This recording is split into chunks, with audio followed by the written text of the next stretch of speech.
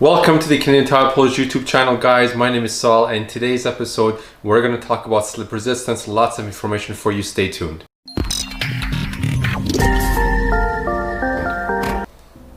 Okay, so let's talk about slip resistance. Why should you even care about it? So imagine a very kind of horrific scene here. Person is taking a shower, they're coming out of the shower, and there's they don't have a mat, or maybe it's in the washer or something, and they slip and they hit their head on a countertop or somewhere and they get hurt.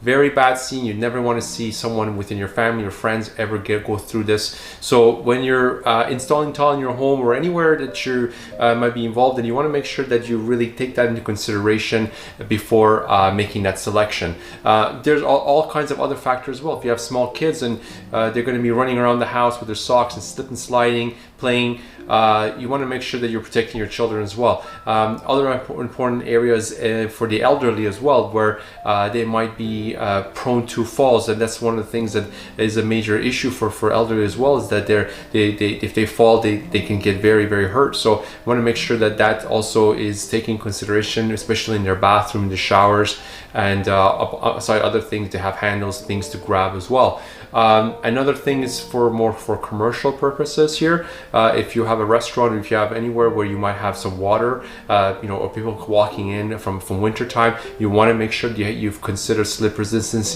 for your tiles, because that can lead to potential lawsuits, and you don't want to necessarily deal with that sort of thing and want to focus on your business. So let's talk about what is slip resistance, or in this case, it's basically the amount of force that's required to keep an object in motion as it slides over a tile. So in plain English, let me just explain what that means. Is it serves as a useful tool to compare tiles against each other, so you can see what has a more slip resistant than another. But want to make sure you understand that it does not mean that a person would not slip on this particular tile. And the reason for that is that it's very hard to predict what will happen, because there's a lot of other factors that affect that as well. So for instance, you have the material that the person's shoe is made from. That can become a factor. A good quality shoe, let's say a running shoe that has or a slip resistant shoe, would definitely make a factor. The speed of the stride. If someone is running on a surface, it's a very different story.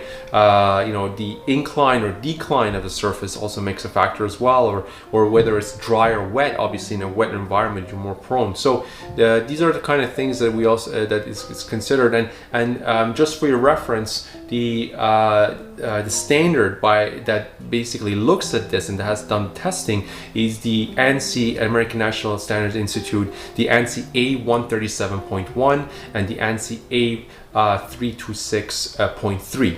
So those are the two sort of publications on this, and what they've come up with is a particular a number that they consider to be the minimum factor to look for. So what they call that is the dynamic coefficient of friction, and the value that you want to make sure you see on a tile is 0.42, and is the minimum standard that should be placed, that they might be existing on a tile. There's obviously higher values that a tile might receive, and the higher you go, the better it is.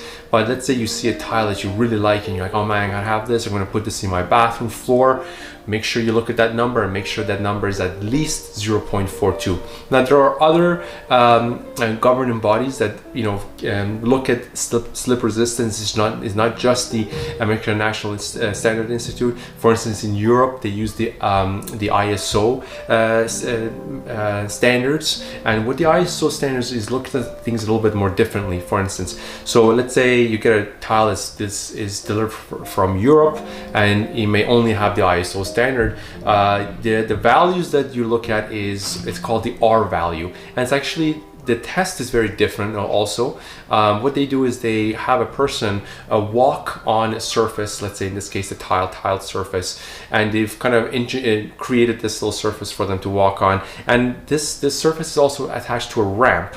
And what the ramp what happens to ramp, it basically increases in the incline. It basically starts going up, going up, going up, and when that person is walking backwards and forwards, and they start to put oil on that surface as well. Now don't worry, the person is harnessed, so if they fall, they get grabbed on by the harness. But as that ramp sort of goes up, that person's walking, they're measuring the angle, and so the value that the tile receives is based on that angle, that essentially that person will slip and fall. And the values are R9, and so anywhere between 6 to 10 degrees, if the person in that test falls, receives an R9. And R9 is considered the high slip resistant, a high slip risk tile in this case.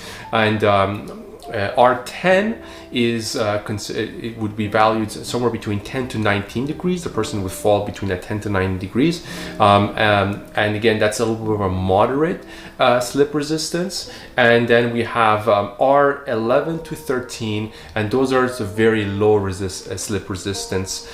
So it's the high the slip resistance that is the greatest on those tiles. I hope I explained this right, but what I'm trying to say is that R9 doesn't have a very good slip resistance, R10 has moderate, and R11 to 13 has a better slip resistance.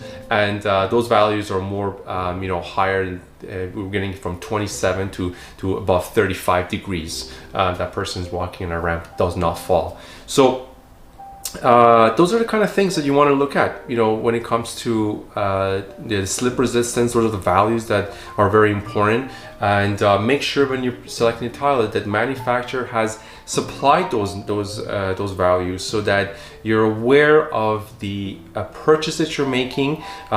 Just because they say it has a good slip resistance does not mean you have to see it. Just like a nutrition label on a food, you want to make sure that you see the numbers, so that you can trust that you're making that right decision, not just because a supplier or anybody has told you that.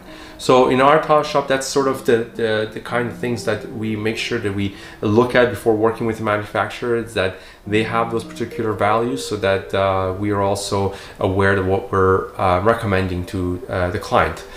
So thanks very much, and I hope that you learned something from this video, and lots of other videos about tile in my playlist here in this channel. So feel free to check them out. I'll put a few links to other channels, to other videos in this channel as well. So thanks very much, and see you in the next video. Thanks again for watching this video. My goal is to help all Canadians learn about tile and tile installations, so everyone can benefit from all this information that's available to us. So if you like this information, please show your support and hit that subscribe button and the like button, and we'll see you in the next video.